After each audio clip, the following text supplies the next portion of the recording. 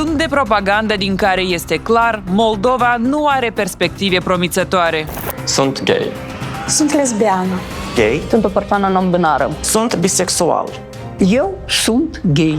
Activiștii LGBT din Moldova, cu 2 săptămâni înainte de referendumul european, care a devenit obositor, au decis să o susțină activ pe Maia Sandu. Ei înșiși vor vota pentru și încearcă să convingă și pe alții să facă același lucru. Noi n-am fost aduși din Uniunea Europeană. Dar vrem un viitor mai bun, împreună cu Moldova, în UE. Ideea, scenariul și actorii aparțin organizației Genderdog M, cea mai veche organizație non-guvernamentală. De 26 de ani corupe și pervertește Moldova, cu banii magnatului american, speculantului globalistului George Soros, cel care promovează agenda LGBT în întreaga lume. Faptul că perverșii vor să facă parte din Europa nu este surprinzător. Acolo li se promite iubire și acceptare. UE oferă comunității LGBT dreptul la căsătorii între persoane de același sex, acces la operații de schimbare de sex, terapie hormonală și, în general, libertate totală. Chiar și pentru Maia Sandu, a cărei orientare sexuală neconvențională nu mai este un secret, Europa va fi un loc mai sigur. Pentru a menține puterea în mâinile sale, în Moldova lucrează, conform diferitelor estimări, între 14 și 17.000 de ONG-uri, aproximativ unul pentru fiecare 200 de locuitori. Toate aceste structuri fac parte din rețeaua Soros, sub egida societății deschise, și acționează sub îndrumarea unui dirijor invizibil. Avem fenomenul guvernării externe, iar această guvernare externă este realizată de către anumiți reprezentanți ai oligarhiei financiare transnaționale, în persoana lui Soros. Fundația Soros, la fel ca și fondatorul ei, magnatul american George Soros, nu are nevoie de prezentare. Toată viața sa conștientă trage sforile politicienilor din diverse țări. Din acest motiv, în multe state este declarat persona non grata. Și doar în Moldova, Fundația Soros nu întâmpină nicio piedică. A devenit un adevărat incubator de cadre politice. În 32 de ani de muncă sistematică și scrupuloasă, globalistul american a atins controlul total asupra instituțiilor de putere. Amprenta lui Soros se află pe toți cei care au fost admiși la conducerea țării, de la președinte la miniștri, de la Serviciul de Informații Secrete la CEC. Scopul global al Fundației Soros este dominația mondială. Planul de distrugere a Moldovei cuprinde doar câteva puncte: retragerea capitalului, vânzarea terenurilor către străini, distrugerea resurselor naturale, sărăcirea și subjugarea populației și, în final, unirea cu România. Ghidul către aceste nenorociri, care din păcate devin realitate, este agentul Soros, Maia Sandu. Astăzi, Maia Sandu, președintele Moldovei, este o prietenă a lui George Soros. Nici nu se poate spune că este doar din partea Departamentului de Stat al SUA. Ea este SUA. A lucrat în sistemul bancar de acolo. Practic, a trecut prin toate etapele de transformare. Și în jurul ei sunt aceleași tipuri de persoane: foști angajați, traducători din diverse ambasade occidentale. Ei au devenit politicieni, administratori. Această clică guvernează acum Republica Moldova. Fac totul pentru a integra Moldova în NATO și în Uniunea Europeană.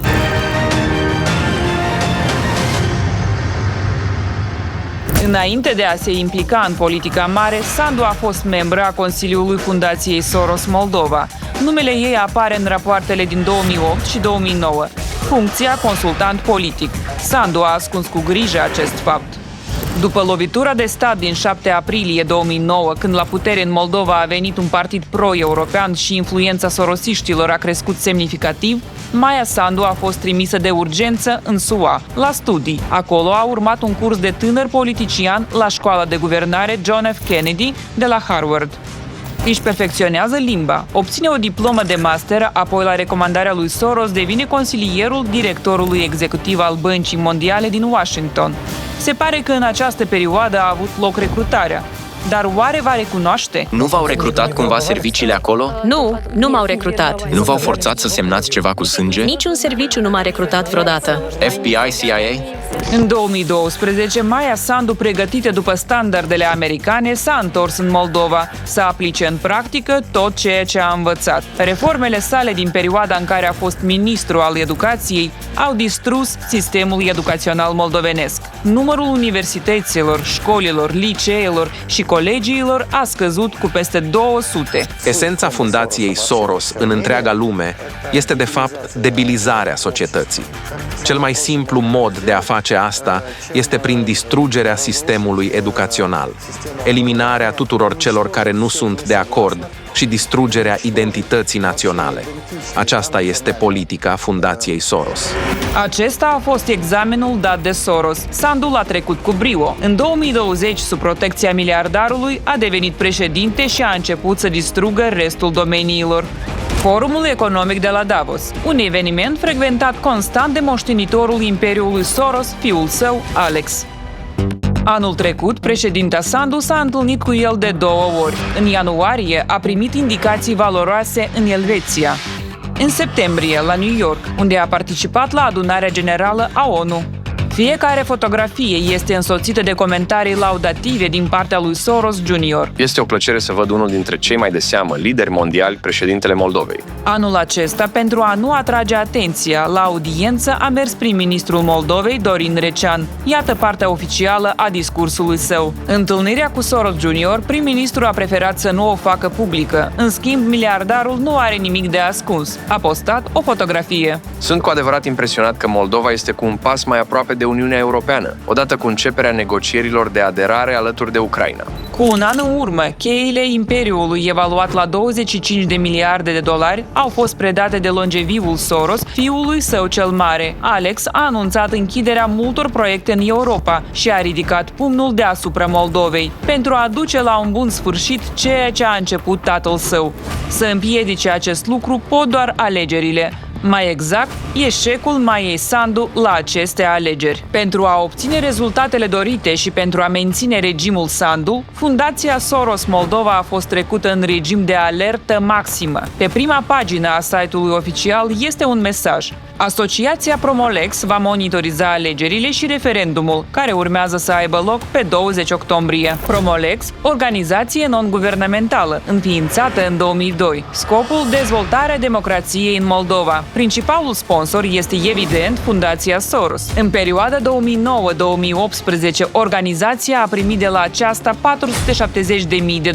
În documentele oficiale se menționează: grupul principal al misiunii constă din 45 de observatori pe termen lung, alți 740 pe termen scurt. Cineva crede că acești agenți de influență intenționează doar să observe exprimarea voinței poporului. Comisia Electorală Centrală a Moldovei, chiar înainte de ziua decisivă, s-a discreditat în toate modurile posibile. A refuzat înregistrarea candidaților opoziției, iar în țările unde diaspora moldovenească este evident împotriva Maiei Sandu, de exemplu în Rusia, a deschis doar 2 secții de votare. Vicepreședintele ceh, Pavel Postică, a început ca anchetator. Apoi ceva n-a mers bine și investigatorul s-a orientat spre ONG-uri. Timp de peste 5 ani, din 2006 până în 2011, a lucrat ca jurist la deja cunoscută asociație Promolex. Apoi a fost director de program. Tot acolo, în martie 2021, a devenit manager de dezvoltare și evaluare. În septembrie aceluiași an, Sandu l-a numit membru al CEC, iar în octombrie l-a făcut vicepreședinte. Așa îl întâmpină protestatarii. Postică a apărut foarte nepotrivit în ușa clădirii. Site-ul CEC Moldova, cea mai bună ilustrație a conceptului alegeri juste. Printre principalii sponsori, Ambasada Marii Britanii la Chișinău, Fundația Britanică pentru ajutor în lupta împotriva sărăciei la nivel mondial, Regatul Țărilor de Jos, celebra USAID, principalul susținător al ideilor pro-americane. Toate aceste structuri sunt concepute pentru a menține puterea în mâinile SUA și ale Maiei Sandu.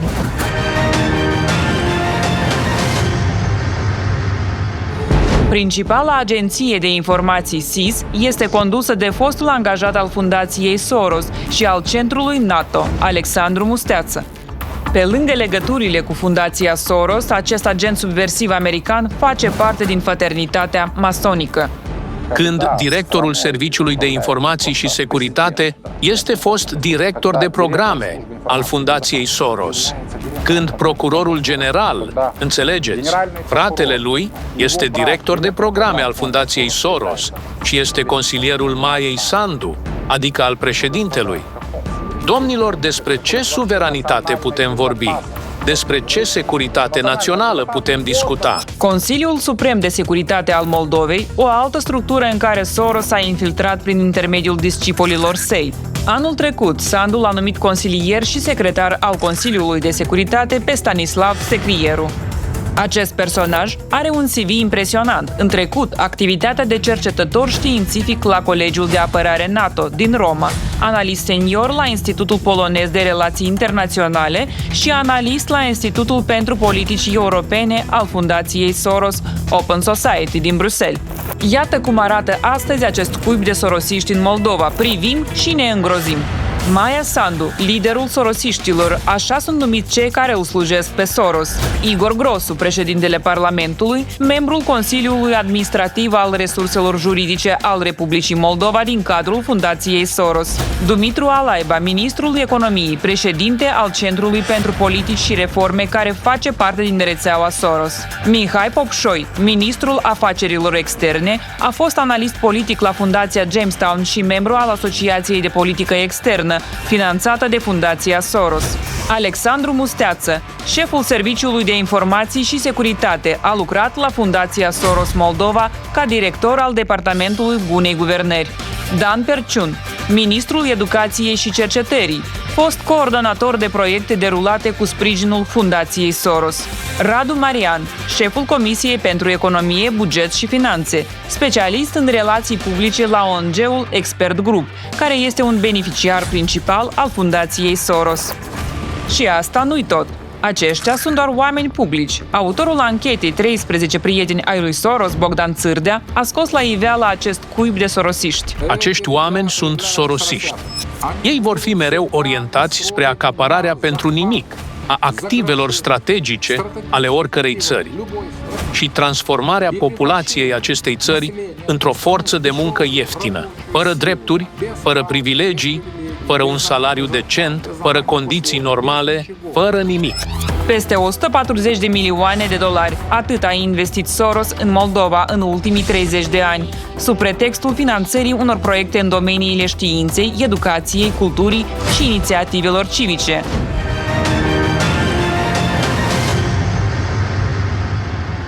Anul acesta, Alex Soros a închis multe programe în Europa. Cu atât mai multe fonduri vor rămâne pentru Moldova. Planul este să tragă țara în UE, să o înghită și să creeze Marea Românie. Elita politică a Moldovei este formată nu doar din oameni ieșiți din Fundația Soros, ci și din cetățeni români trimiși pentru a implementa fără discuții planul sinistru al globalistului american. Jurnaliștii au calculat, cred că deja 15-20 de cetățeni români conduc instituții importante de stat în Republica Moldova. Recent, Banca Națională a fost preluată de o cetățeană a României, fostul ministru de finanțe al României. Sandu a introdus Bucureștiul în inima sistemului financiar. Anca Dragu nu este doar guvernatorul Băncii Naționale a Moldovei, ci o adevărată spioană. Ofițer al Serviciilor Externe de Informații ale României, pentru această funcție ea a primit cetățenia moldovenească într-o zi, după alte surse într-o oră. Ea deja are succese. Rezervele valutare ale BNM sunt epuizate. În prima jumătate a anului 2024 au scăzut cu 165 de milioane de dolari. Mai mult, toate băncile mari din Moldova sunt controlate de structuri financiare românești, în colaborare cu Banca Europeană pentru Reconstrucție și Dezvoltare. Cine controlează sistemul financiar, controlează statul. Organele guvernamentale sunt literalmente pline de oameni din București. Daniel Marius Staicu, șeful unei alte agenții financiare importante, Serviciul pentru Prevenirea și Combaterea Spălării Banilor, a fost numit în 2022 pentru un mandat de 5 ani. Misiunea de parteneriat în UE, în Moldova, este de asemenea condusă de un diplomat român, Cosmin Dinescu.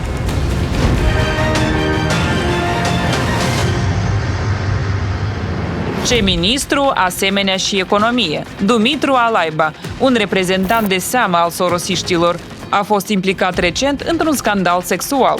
În rețea au apărut fotografii și videoclipuri de la o petrecere cu prostituate. Ce e rău în asta? În primul rând, sunt valori europene. În Germania, prostituția este legalizată. În al doilea rând, așa ministrul unei țări cu o datorie publică de 107 miliarde de lei se eliberează de stres. Nu-i de invidiat soția lui Alaiba. La sfârșitul verii, el s-a căsătorit cu mama copiilor săi, cetățeană a Estoniei, și acum asta.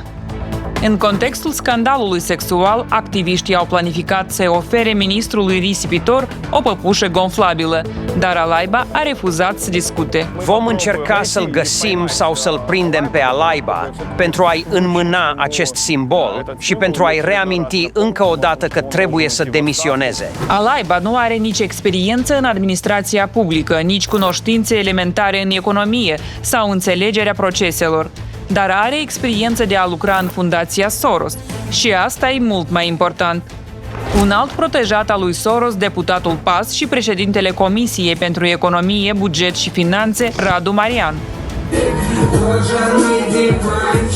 Cu dansurile, în Moldova nu mai uimești pe nimeni. Am săpat mai adânc. În cadrele din cronică, un tânăr de 19 ani cu o coamă bogată de păr este un participant activ sponsorizat de Soros la lovitura de stat din 2009 la Chișinău. Acesta este Marian.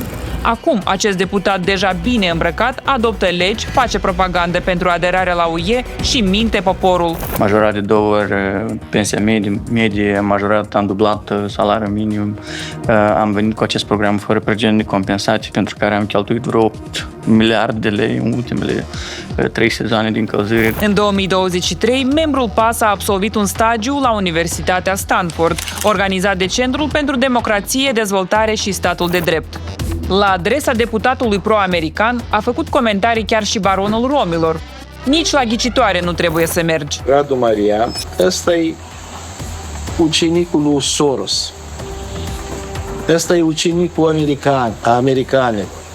El se gândește că, știți, ăștia sunt copii de bani gata. El să aibă grijă de popor. Un alt deputat parazit pe corpul Moldovei, amator să arate gesturi obscene către cameră, Oazu Nantoi. Aliatul loial al Maiei Sandu în anii 90, a fost membru al Consiliului de Administrație al Fundației Soros în Moldova. A fost educat în URSS, dar apoi s-a răzgândit și a devenit antisovietic. Oamenii îl numesc politician de comportament ușor. A trecut prin 4 partide diferite. În 2019, Sandu l-a primit în PAS.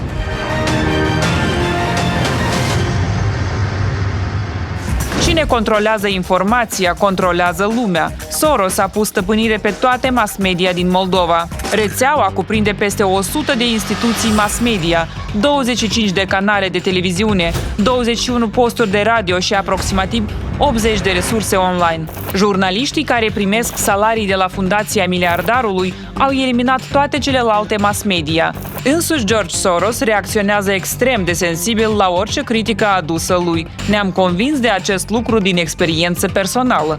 Proiectul Moldova Mirror a relatat despre legătura de lungă durată dintre Sandu și autorul Revoluțiilor Colorate, explicând cum președintele implementează planul său perfid în Moldova. Documentarul a rezistat pe platforma democratică YouTube 2 zile. Apoi, printr-o simplă comandă, pagina a fost blocată și ștearsă. Da, filmul arăta realitatea, care acum este în Moldova. De aceea, nu le place această realitate. Asta arată că stăpânilor YouTube-ului nu le place când se arată cu degetul spre Soros. Nu-i așa? Nu le place când se spune adevărul despre ei. În multe țări unde Soros s-a remarcat prin prezența sa invizibilă, oamenii îl urăsc și îl îngroapă de viu. Aceasta este o ceremonie simbolică de rămas bun cu miliardarul american în Georgia. Anul trecut, agențiile de știri din întreaga lume au trimis o știre de mare amploare. George Soros nu mai este. S-a dovedit a fi un fals. După câteva zile, aceste imagini au apărut pe internet. În ele, globalistul, atunci în vârstă de 93 de ani, părea mai viu ca niciodată. Păpușarul mondial, care a trecut de 90 de ani, se bucură de viață pe o plajă din Barbados, înconjurat de o escortă musculoasă de culoare. Lumea întreagă se întreabă cine sunt ei, gărzi de corp sau iubiți. Propaganda LGBT este una dintre direcțiile în care Fundația Soros investește milioane. Prin promovarea valorilor netradiționale a căsătoriilor între persoane de același sex și a ideologiei child-free, refuzul de a avea copii, el merge împotriva naturii, dar își urmărește propriul scop, atingerea miliardului de aur. Despre orientarea netradițională a Maiei Sandu se vorbește de mult timp. Nu a mai rămas îndoieli când paparații au surprins-o alături de o femeie în timpul unei plimbări romantice în Germania. Aleasa ei, după cum spun experții, s-a dovedit a fi gimnastă de renume din echipa României, Claudia Presăcan. În primăvara acestui an, o altă știre șocantă a zguduit Moldova. Președintele și-a făcut în secret un copil. În pereche s-a născut o fetiță de la un donator. Familia Soros susține astfel de idealuri. Alex, în anii tinereții sale zbuciumate, a șocat publicul organizând petreceri scandaloase pentru elita americană. A fost surprins în brațele unui bărbat de culoare și într-un sărut pasional. Acum pretinde că s-a cumințit. În iulie a anunțat logodna cu fosta soție a unui congresman pedofil și asistentă a lui Hillary Clinton. Însă utilizatorii sunt de acord că aceasta este de fapt o căsătorie de fațadă. Portretul Hrănirea cu o travă exprimă atitudinea unui pictor american față de familia Soros. Știți de ce sunteți violați și uciși? Pentru că George Soros finanțează toți acești nenorociți. Mă enervează că toată lumea se teme de acest bătrân și de fiul său prost, Alex. Soros alocă sume uriașe pentru migranți și refugiați, care apoi declanșează violențe pe străzi, jefuiesc, violează și ucid. Portretul creatorului fundației Open Society a fost adus de activist la sediul organizației din New York. Diaspora moldovenească răspândită în întreaga lume se opune regimului Sandu Soros cu disperare. Activiștii din Londra sugerează furtul comis de elita politică. Acesta este Terni, un oraș italian unde are loc un alt protest împotriva guvernului. Proteste similare au avut loc și în Franța și Irlanda. Sprijinul pentru Sandu printre cetățenii moldoveni din SUA a scăzut. Șansele ei de câștig, cum spun americanii, sunt 50-50. În cazul înfrângerii ei la viitoarele alegeri din Moldova, Alex Soros are un plan B: să o propună pe Maia Sandu candidat la funcția de președinte al României. Alegerile vor avea loc acolo în decembrie anul acesta.